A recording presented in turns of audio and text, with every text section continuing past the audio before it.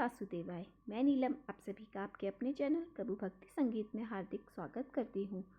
भक्तजनों, माघ मास के शुक्ल पक्ष की एकादशी तिथि को जया एकादशी के नाम से जाना जाता है। इस एकादशी का पुराणों में भी बड़ा महत्व बताया गया है। धार्मिक ग्रंथों में वर्णन मिलता है कि व्यक्ति को मृत्यु के बाद अपने पाप कर्मों के अनुसार भूत और प्रेत की योनि में भी जाना पड़ता है और जया एकादशी का व्रत इसी प्रकार की योनियों से मुक्ति दिलाने वाला कहा जाता है। कहते हैं कि अगर जया एकादशी का व्रत आप पूरे विधि विधान से करते हैं तो भगवान विष्णु की कृपा सदैव आप पर बनी रहती है, साथ ही सभी सब पापों से भी मुक्ति मिल जाती है। जया एकादशी का व्रत रखने वाले भक्तों को सुबह सबसे पहले स्नान के बाद घर के मंदिर में घी का दीपक जलाना चाहिए और फिर भगवान विष्णु का आवाहन करना चाहिए। इससे भगवान विष्णु प्रसन्न होकर अपने भक्तों पर कृपा करते हैं। जया एकादशी के दिन भगवान विष्णु के साथ में माता लक्ष्मी की भी पूजा करनी चाहिए। मान्यता है कि ऐसा करने से जीवन में सुख समृद्धि आती है और भगवान विष्णु की कृपा से घर के सभी धन धान्य की कमी नहीं होती। जया एकादशी के दिन जगत के पालनहार श्री विष्णु को प्रसन्न करने के लिए उन्हें पीले वस्त्र, पीले फूल, पीले रंग के फूलों की माला, पीली मिठाई, सब कुछ उन्हें पीले रंग का ही अर्पित करना चाहिए। कहते हैं कि पीपल के वृक्ष में भगवान श्री विष्णु का वास होता है, इसलिए इस दिन पीपल के वृक्ष की पूजा भी जरूर करनी चाहिए। जया एकादशी के दिन किसी भी मंदिर में स्थित पीपल के वृक्ष को जल अर्पित करने के बाद घी का एक दीपक जलाना चाहिए और परिक्रमा करनी चाहिए। एकादशी के दिन तामसिक भोजन भी नहीं करना चाहिए। इस दिन केवल एक बार भोजन कर सकते हैं और वह भी फलाहार ही होना चाहिए। इस दिन चावल खाने से बचना चाहिए। पूजा करने के बाद गाय को चारा खिलाना चाहिए और ज़रूरतमंदों को दान करना चाहिए। अगर संभव हो तो इस दिन उपवास भी रखना चाहिए और अगले दिन द्वादशी तिथि को शुभ मुहूर्त में अपना उपवास खोलना चाहिए। कोई भी व्रत हो बिना व्रत कथा के अधूरा माना जाता है, तो आपको इस दिन व्रत कथा का श्रवण भी अवश्य करना चाहिए। और इस बार जया एकादशी 8 फरवरी 2025 में मनाई जाएगी।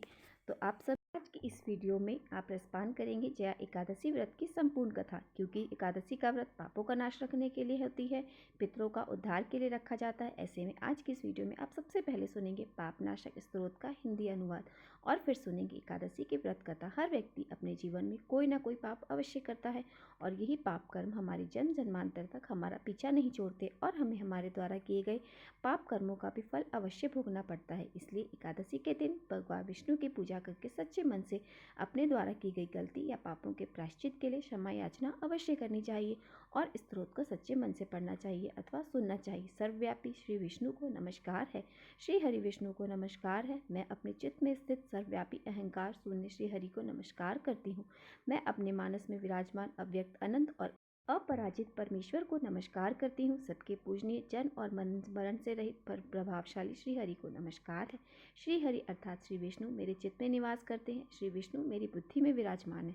श्री विष्णु मेरे अहंकार में प्रतिष्ठित है और श्री विष्णु मुझ में स्थित है। श्री विष्णु ही चराचर प्राणियों के कर्मों के रूप में स्थित है। उनके चिंतन से मेरे पापों का नाश हो। जो ध्यान करके यह पाप का हरण करते हैं और भावना करने से स्वप्न में दर्शन देते हैं। देवराज इंद्र के अनुशरणागत जनों का दुख दूर करने वाले उन पापहारी श्री हरि विष्णु को मैं नमस्कार करती हूँ। मैं इस निराधारी जगत में अज्ञान अंधकार में डूबते हुए को हाथ का सहारा देने वाले परातत्व स्वरूप श्री विष्णु के सम्मुख नतमस्तक होती हूँ। हे सर्वेश्वर प्रभु, हे कमल नयन परमात्मा, हे ऋषिकेश, आपको नमस्कार है। हे इंद्रियों के स्वामी श्री विष्णु, आपको नमस्कार है। हे नरसिंह अनंत स्वरूप गोविंद, समस्त भूत प्राणियों की सृष्टि करने वाले केशव, मेरे द्वारा जो दुर्ग कहा गया हो वो अथवा पाप पूर्ण चिंतन किया गया हो, मेरे उस पाप को प्रशमन कीजिए, आपको नमस्कार है। हे केशव, अपने वश में रखकर मेरे मैंने जो कुछ भी योग्य अत्यंत उग्र पाप चिंतन किया है उसे भी शांत कीजिए। हे परमार्थ परायण, हे ब्राह्मण प्रिय गोविंद, अपनी मर्यादा से कभी न होने वाले नाथ, जगत का भरण पोषण करने वाले देवेश्वर, मेरे पापों का विनाश कीजिए। मैंने मध्याह्न, अपराह्न, सायकाल और रात्रि के समय जानते हुए अथवा अनजाने में शरीर, मन और वाणी के द्वारा जो पाप किया हो, हे पुण्य पाप एकाक्ष, हे ऋषिकेश, हे माधव, आपके इन तीनों नामों के उच्चारण से मेरे सब पाप क्षीर्ण हो जाएं और वे सब नाश हो जाएं। हे कमल नयन, हे लक्ष्मीपते, हे इंद्रियों के स्वामी माधव, आज आप मेरे शरीर और वाणी द्वारा किए गए पापों का हनन कीजिए। आज मैंने खाते, सोते, खड़े, चलते अथवा जागते हुए मन, वाणी और शरीर से जो भी नीची योनि और नरक की प्राप्ति कराने वाले सूक्ष्म अथवा स्थूल पाप किए हों, भगवान वासुदेव के नाम उच्चारण से वे सब मिट जाएं। जो पर ब्रह्मा, परम धाम और परम पवित्र है, उन श्री विष्णु के संकीर्तन से मेरे सभी पाप नष्ट हो जाए। जिसको प्राप्त होकर ज्ञानी जान पुनः लौटकर नहीं आते, जो गंध स्पर्श आदि तन मात्राओं से रहित है, श्री विष्णु का वह परम पद मेरे संपूर्ण पापों का शमन करे। जो भी भक्त एकादशी तिथि के दिन इस स्तोत्र का पाठ करता है, भगवान विष्णु उनके सभी पापों को क्षमा कर देते हैं। अब सुनिए जया एकादशी व्रत की संपूर्ण कथा। एक बार धर्मराज युधिष्ठिर ने भगवान श्री विष्णु से कहा, हे मधुसूदन, अब आप कृपा कर मुझे माघ मास के शुक्ल पक्ष की एकादशी के संबंध में भी विस्तार पूर्वक बतलाइए। शुक्ल पक्ष की एकादशी में किस देवता का पूजन करना चाहिए और इस एकादशी के व्रत की कथा क्या है? इसके करने से किस फल की प्राप्ति होती है? तब भगवान श्री विष्णु ने कहा, हे धर्मराज युधिष्ठिर, माघ मास के शुक्ल पक्ष की एकादशी को जया एकादशी कहते हैं। इस एकादशी के उपवास से मनुष्य भूत प्रेत पिशाच आदि की योनि से छूट जाते हैं। अतः इस एकादशी को उपवास को विधि अनुसार करना चाहिए। अब मैं तुमसे जया एकादशी के व्रत की कथा कहता हूँ, ध्यानपूर्वक श्रवण करो। एक समय देवताओं के राजा इंद्र नंदनवन में भ्रमण कर रहे थे। चारों तरफ किसी उत्सव का माहौल था। गंधर्व गान कर रहे थे, गंधर्व कन्याएं नृत्य कर रही थी। वहीं पुष्पावती नामक गंधर्व कन्या ने माल्यवान नामक गंधर्व को देखा और उस पर आसक्त होकर अपनी हाव भाव से उसे रिझाने का प्रयास करने लगी। माल्यवान भी उस पर मोहित होकर गायन का सुर ताल भूल गया। इससे संगीत की लय टूट गई और संगीत का सारा आनंद बिगड़ गया। सभा में उपस्थित देवगणों को यह बहुत बुरा लगा। यह देखकर देवेंद्र भी रुष्ट हो गए। संगीत एक पवित्र साधना है और इस साधना को भ्रष्ट करना महापाप है। इसलिए क्रोधवश इंद्र ने पुष्पावती और माल्यवान को श्राप दे डाला। संगीत की साधना को अपवित्र करने वाले माल्यवान, तुमने देवी सरस्वती का घोर अपमान किया है, इसलिए तुम्हें अब मृत्युलोक में जाना होगा। गुरुजनों की सभा संयम और लज्जाजनक प्रदर्शन करके तुमने गुरुजनों का भी अपमान किया है, इसलिए इंद्रलोक में भी तुम्हारा रहना संभव नहीं है। पिशाच जीवन बिताओगे। देवेंद्र का श्राप सुन वे बड़े दुखी हुए और फिर हिमालय पर्वत पर पिशाच योनि में दुखपूर्वक अपना जीवन बिताने लगे। उन्हें गंध स्पर्श आदि का बिल्कुल भी बोध नहीं होता था। वहीं उन्हें असहनीय दुख भी सहने पड़ते थे। रात दिन में उन्हें एक क्षण के लिए भी नींद नहीं आती। इस स्थान का वातावरण जहाँ वे रहते थे अत्यंत शीतल और शीत के कारण उनके रोए खड़े हो जाते थे और वे हाथ पैर सून्न पड़ जाते थे। वे दांत किटकिटाने लगते थे। एक दिन उस पिशाच ने अपनी पत्नी पिशाचिनी से कहा, हमें मालूम होता है हमने पिछले जन्म में कौन से पाप कर्म किए जिसके कारण हमें इतने दुखदायी यह पिशाच योनि प्राप्त हुई है।